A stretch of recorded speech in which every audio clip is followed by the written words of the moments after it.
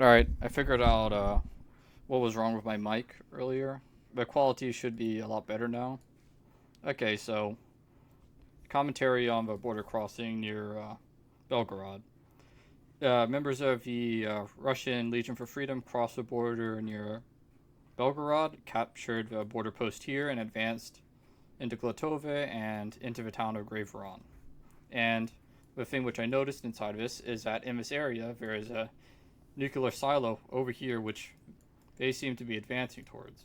And I was speculating that perhaps they may be attempting to take this nuclear silo and use it as leverage against the Russians.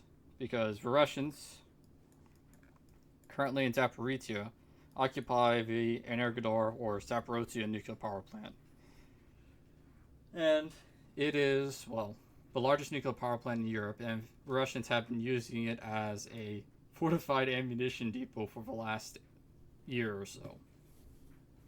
And with that in mind, I think Russia may, if a counterattack goes sufficiently badly, use this as leverage against the Ukrainians. They're already using it as a firing position. They fire on the town of Nikopol and other settlements on the other side of the city from the nuclear power plant. So if Ukrainians launch an offensive, they're going to use this to fire at them and store ammunition because they know the Ukrainians will not shoot at the nuclear power plant there. But if the Ukrainians are able to occupy the nuclear silo over in Belgorod, they could say, you have our nuclear power plant, we have your nuclear silo. Why don't we make an exchange and, well, neutralize the issue, so to say. And my personal opinion on that, the Russians would probably not take the deal if that is what the plan is. First of all, there's nothing to stop the Russians from turning back on the deal. Say, well, they withdraw from a nuclear power plant, the Ukrainians withdraw from their nuclear silo over here. Well, who's to say the Russians don't just go right back into the nuclear power plant after the whole deal's done, and then just fortify the nuclear silo over even better this time. And the other thing is, I don't even think the Russians would take a deal if that was to happen. First of all, because of the potential embarrassment involved, but also because, frankly, I don't think the Russians would believe that the Ukrainians are serious inside their bluff. They would call the bluff, and odds are I think they'd try to retake the nuclear silo if the Ukrainians took control over it.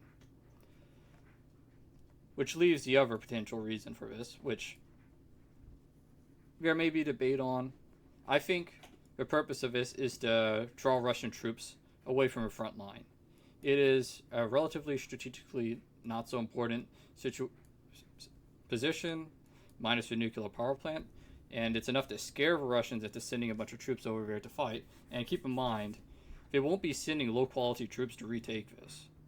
I don't think they'd be willing to have a bunch of unarmed conscripts potentially assault a nuclear silo. I think they'll actually have to send decent troops if the Ukrainians manage to take that. And this position is relatively undefending. I think that they could, if they continue to push it, assuming the Russians haven't blown the bridge here.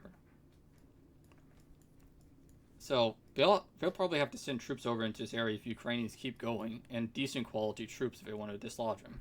And the other thing is you'll have to be disproportionate. I believe that the Ukrainians hold a few hundred Russian or Freedom for Russian Legion troops in this area, and also we could potentially advance through here, but let's not talk about that. And using those troops, well, they could force the Russians to put all kinds of troops on the border along Ukraine here. Many more than the Ukrainians have there. Well, many more than they have already, and force them to match the force quantity they have there and spread out the few troops they have left. So, with all that said, this is a very interesting situation. It could be used as a leverage against the Russians to, make an exchange of a nuclear power plant, or it could just be them scaring the Russians into sending a bunch of troops into the area. Truth is, time will tell whether or not they push on and take the nuclear silo, or even if that's a plan, and maybe or not they'll just potentially just withdraw across the border after they scared the Russians a sufficient amount.